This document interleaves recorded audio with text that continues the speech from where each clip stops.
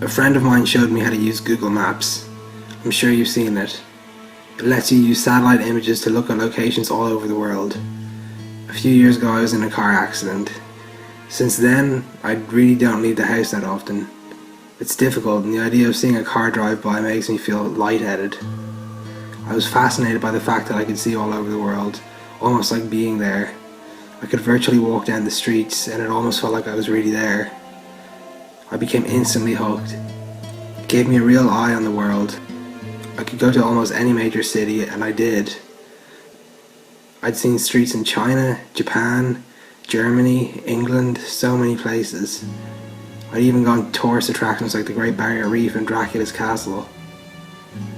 My favourite was to go to random places in major cities and see how many people and animals I could find. The faces of the people were always blurred to protect their privacy, but it was still enjoyable to see them out there enjoying their life, walking like it was no big deal. She must have good taste, I laughed. I zoomed in closer and noticed a grey bag she carried on a grey and purple shoulder strap. She was walking in a relaxed manner, one hand trailing the wall beside her. I bet if I could have seen her face, I would have seen that she was smiling. I began to feel a little sad. I let my hands fall onto the arms of my wheelchair and looked at her for a minute more. I wish that I could be there, walking so carefree with her. That wouldn't happen though. Until I died, I was stuck in this chair. I sighed and zoomed out of Tokyo. Enough of this for tonight. I turned off the computer and went to bed. I got up early and decided to look around Paris. Paris was always fun. I liked the look of the city with all of the old beautiful buildings and so many people to watch. I randomly zoomed into an area and saw a street lined with old brick buildings, a few small shops and an old tan brick church. Ahead was an intersection and dozens of people walked by. A balding businessman walked quickly past, looking back at an old woman, hair covered with a scarf, carrying a large purse. A curvy woman in black pants that were too tight stared into a store window, and two women led a group of small children around a corner. I spun the view around a few more times and then saw something peculiar. Sitting on the bench at the bus stop were two people. One of them was a young woman with her feet stuck in front of her in a relaxed manner. She was wearing a pair of red sneakers like my own.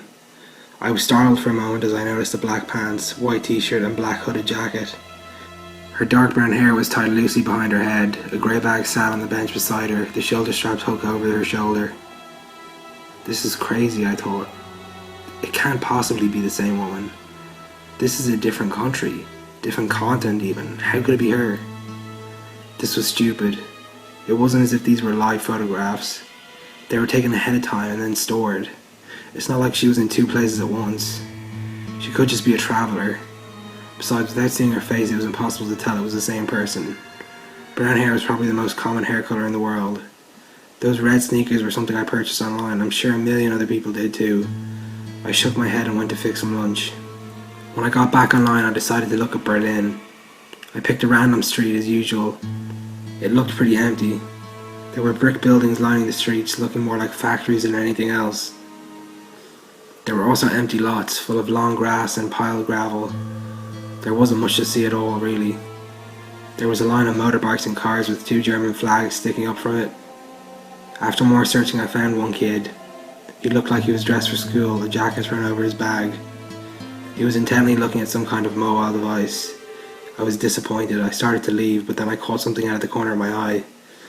I turned the view and there they were, those damned red sneakers. She was standing on a street corner, next to some kind of signpost. She had a hand on the post, looking down the street, as if waiting to cross the street. I stared in shock. How could she be there too? Even if she was travelling, there's no way I could find her every time. Even finding her in Paris would have been one heck of a coincidence, but this was crazy. Was this some kind of joke? Was this some kind of joke? Had Google decided to play a prank on its users that use their product so much? It would have been a great joke. I did a quick search looking for a note about a woman that shows up like Waldo. There was nothing. I looked through articles on strange things you could see on Google Maps, but none of them mentioned the woman that travels the world with you. This was crazy. Had my self-imposed isolation driven me mad? Had I become so lonely that I created a hallucination for myself? Leaving the Berlin image on my screen, I sent a text message to a friend asking him to look at the locations. I asked him if he saw the same woman. Then I waited, hands sweating, heart thumping in my chest. I jumped when my phone beeped with a return message 10 minutes later. The text read, "I see the lady you're talking about in Berlin. I didn't see her in Paris or Tokyo. Is this some kind of game or what? Are you okay?" I didn't respond, instead returning to the locations in Tokyo and Paris. There she was. She was there, but it was different. She no longer sat on the bus stop bench in Paris. She was standing in front of it, looking for something in her bag. In Tokyo she was blocks away, squatting down to pet that Calypso cat. I shivered. Who was she? What was happening? I switched the map to Brussels. It was another city street. It was lined with old-looking buildings with shops on the ground level and what I guessed were apartments above. I quickly scanned the streets. They were empty. Other than a stocky woman in a bright blue sweater, I did a second sweep. She wasn't there. I sighed in relief. I couldn't believe I was getting so worked up about this. It was nothing but a coincidence. I stopped. My eyes frozen on the screen. There was a building at the point of a fork in the road, white with a black ironwork frame balcony jutting from the second floor. I hadn't seen her as I had been looking at the sidewalks. There she stood, standing on the balcony, her head tilted in the direction of the camera, almost like she was coyly looking toward me. My breath caught in my throat. I switched to Sydney. She was leaning against the wall inside the doorway of a bright blue Carrick's pharmacy building. London showed her getting ready to step onto a red double-decker bus, her head turned to look over her shoulder. She was everywhere I looked. She stood on a brick sidewalk on a bridge in Venice. She walked across a yellow barred crosswalk in Zurich, and in Hong Kong she stood between a Wing-Lung bank and McDonald's adjusting the strap on her bag. In each picture she came closer and closer to looking directly at me with her blurred out face. My heart felt like a terrified bird, slamming around inside my chest. I couldn't catch my breath. I wasn't sure what to do. I couldn't call the police. Should I send screenshots to Google? I clenched my fists tightly and closed my eyes. Who was she? Was she following me? Was I following her? I wish I could see the expression on her face, know what she saw when she looked back at me. I wanted to get out of that chair and run. Why is it that the only thing that made me feel free again was the thing that made me feel even more trapped? I had to know.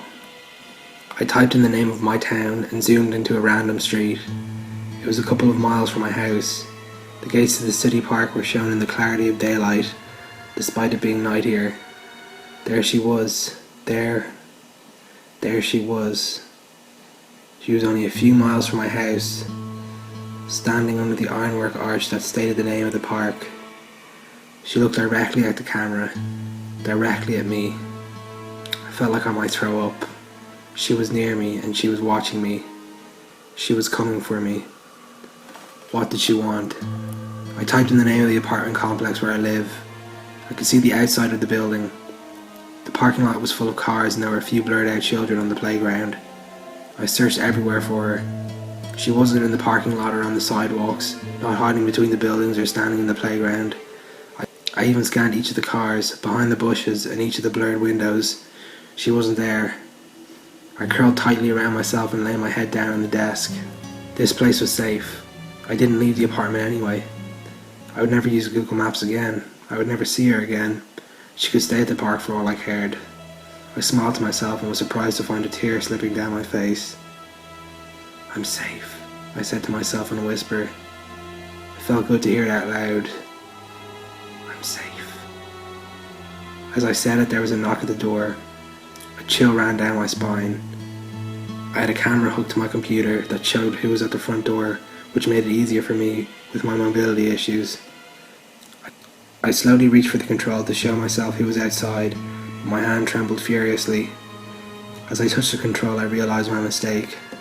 The last of Google's images that I'd seen had only shown the outside of the building, just the outside.